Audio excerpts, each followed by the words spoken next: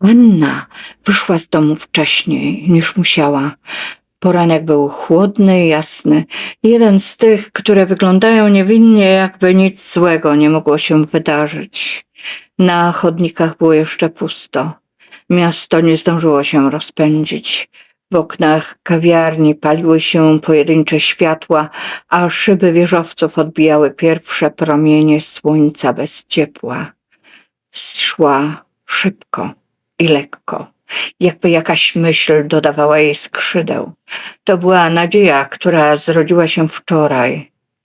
Wczoraj wieczorem w kawiarni prawie wszystko się wyjaśniło. Robert siedział naprzeciwko niej i mówił wolniej niż zwykle, uważniej, jakby nie chciał skupić żadnego zdania. Anna nie pamiętała słów, pamiętała sposób, w jaki na nią patrzył, jak na kogoś, kogo warto wysłuchać do końca. Prawie wypowiedział to, co wisiało między nimi od tygodni. Ona też prawie. To prawie miało smak czegoś, co za chwilę stanie się prawdziwe. I wtedy zadzwonił telefon. Sprawa pilna, jak zawsze. Robert zbladł na moment, potem szybko przeprosił i wstał. W jego oczach była złość, nie na nią, tylko na świat, który wchodzi ludziom w serce, zanim jeszcze zdążą wypowiedzieć słowa miłości. Dokończymy jutro, powiedział, jakby przyrzekał. Anna uwierzyła, nie w bajkę, w normalność, w to, że można mieć 23 lata, pracę w wielkiej biurowcu i wreszcie tego jednego człowieka, przy którym nie trzeba udawać, że nic nie boli. Po drodze usiadła na chwilę na ławce. Z kieszeni wyjęła okruszki chleba zawinięte w papier. Zostały jej z wczoraj. Kilka ptaków podskoczyło bliżej. Jeden, mniejszy, trzymał się z tyłu. Rzuciła okruchy tak, żeby i on miał szansę. Nie lubiła, kiedy słabszy zostaje z niczym. Wstała i poszła dalej. Biurowiec wyrastał nad ulicą jak gładka szklana ściana. W środku pachniało klimatyzacją, kawą i uporządkowaniem. Lubiła ten zapach. Był przewidywalny. Ochroniarz skinął głową. Dzień dobry, Anno. Dzień dobry. W windzie była sama. Oparła się plecami o chłodną ścianę i zobaczyła w lustrze własną twarz. Prosta fryzura, zwykły płaszcz, brak biżuterii. Taka, obok której łatwo przejść i nie zauważyć. Przez większość życia była niezauważalna. To chroniło. A jednak wczoraj ktoś się zobaczył. Na piętrze światło zapalały się jedno po drugim, jakby budynek reagował na jej obecność. Było wcześnie. Zbyt wcześnie. Biuro o tej porze miało w sobie coś niepokojąco cichego. Drzwi do biura Roberta były uchylone. To ją zatrzymało. Robert zawsze zamykał drzwi, nawet gdy wychodził na chwilę. Uchylone wyglądały jak błąd. Pchnęła je lekko. W środku było puste. Biurko było zbyt czyste. Zniknęła teczka, którą zawsze odkładał po prawej stronie. Krzesło odsunięte, komputer wyłączony. Na półce brakowało książek. Jeszcze jedno. Na blacie nie było kubka po kawie. Robert zawsze miał swój kubek. Jakby ktoś chciał, żeby nie zostało po nim nic. Robert? Powiedziała cicho. Nikt nie odpowiedział. Na korytarzu zobaczyła Magdę z kadr, wysiadającą z windy. Magda zamarła na jej widok. Ty nic nie wiesz? O czym? Magda ściszyła głos. On nie przyszedł. Rano była policja. Przełknęła ślinę. Mówią, że jest podejrzany. O co? Spytała Anna, słysząc własny głos, zbyt spokojny. O morderstwo. To słowo było zbyt ciężkie. Przez moment nie mieściło się jej w głowie. To niemożliwe, powiedziała natychmiast. Magda nie zaprzeczyła.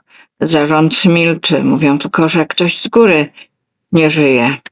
Anna cofnęła się o krok i oparła dłoń o ścianę. Czuła, że jeśli zapyta o szczegóły, wszyscy zaczną patrzeć na nią inaczej. Ona chciała tylko jednego – usłyszeć zdanie, którego Robert wczoraj nie zdążył wypowiedzieć. Za nią był pusty gabinet. Uważaj, Anno, szepnęła Magda. Anna nie zapytała na co. Wróciła do biurka, ale monitor świecił bez sensu. Spotkania w kalendarzu nagle straciły znaczenie. Ludzie przychodzili, szeptali, patrzyli, a potem przystawali. W południe wyszła. Nikt jej nie zatrzymał. Na zewnątrz świat toczył się dalej. Samochody jechały, powietrze było zbyt żywe.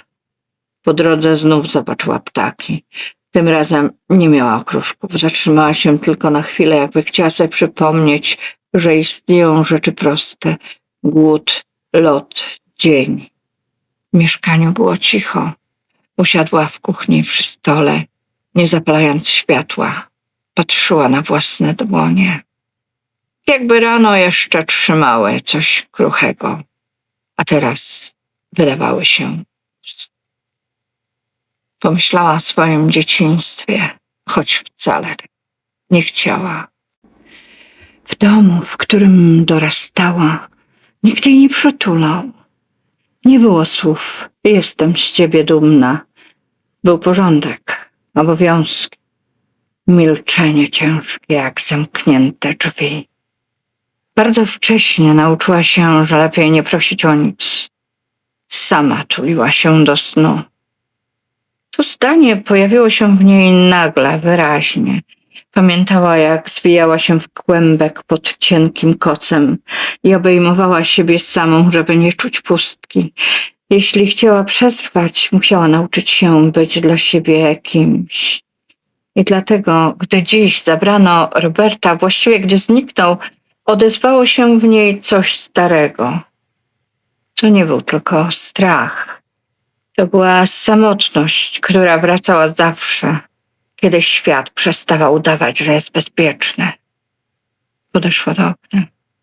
Na ulicy światła aut przesuwały się cicho. Życie innych ludzi płynęło dalej. A wtedy pojawiła się myśl, obca, a jednak mocna. Kobiety z mojego rodu były silne. Nie wiedziała, skąd przyszła.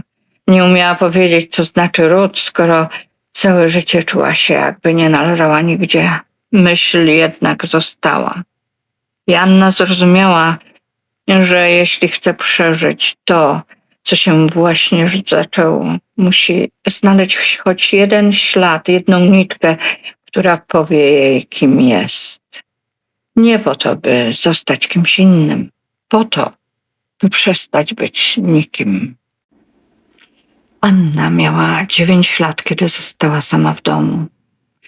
To zdarzało się rzadko. Ojciec i macocha wychodzili na krótko, bez tłumaczeń. Zawsze wracali punktualnie. Zawsze sprawdzali, czy wszystko jest na swoim miejscu. Tamtego dnia wyszli wcześniej. Anna stała przy oknie i patrzyła, jak ich samochód znika za rogiem.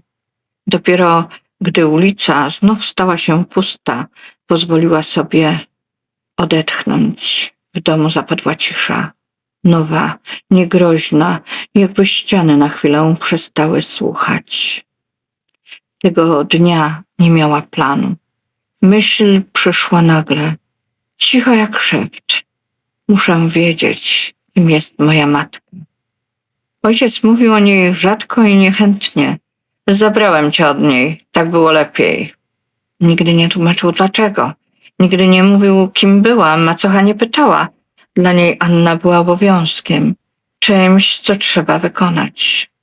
Przez lata Anna myślała, że to jest jej wina, że była niekochana. Tamtego dnia po raz pierwszy zrozumiała, że prawda może być inna. Chodziła po domu powoli. W salonie zatrzymała się przy ścianie obok drzwi. Gładka powierzchnia, listwa przypodłogowa. Przesunęła po niej dłonią. Poczuła opór. Minimalny, niewidoczny, ale wyczuwalny. Nacisnęła. Listwa poruszyła się. Serce zaczęło jej bić szybciej. Przez chwilę stała nieruchomo nasłuchując. Potem znów dotknęła ściany, tym razem pewniej. Za listwą był wąski schowek. Nie wyglądał jak tajemnica z bajki, raczej jak miejsce, w którym ktoś coś ukrył. Ale nie na zawsze. W środku leżała cienka teczka. Usiadła na podłodze. Papier był stary, pożółkły. Pieczątka szpitala, data. Jej data. Nazwisko było inne. Nie rozumiała jeszcze znaczenia liter. Czuła tylko, jak w środku coś się przesuwa, pęka, zmienia miejsce. Z teczki wypadł mały przedmiot i potoczył się po podłodze. Medalion. Złoty, bogaty, tajemniczy. Otworzyła go. W środku był symbol, prosty, obcy, a jednak dziwnie znajomy. Jak znak, który się pamięta, choć nigdy się go nie widziało. Nie była ich dzieckiem. Ten mężczyzna nie był jej ojcem. Ta kobieta nie była jej matką. Nic ich nie łączyło. Anna zamknęła teczkę. Włożyła wszystko na miejsce. Docisnęła listwę tak, by wyglądała jak wcześniej. Nauczyła się wtedy czegoś bardzo ważnego, że prawdę czasem trzeba nosić w sobie, a nie na wierzchu.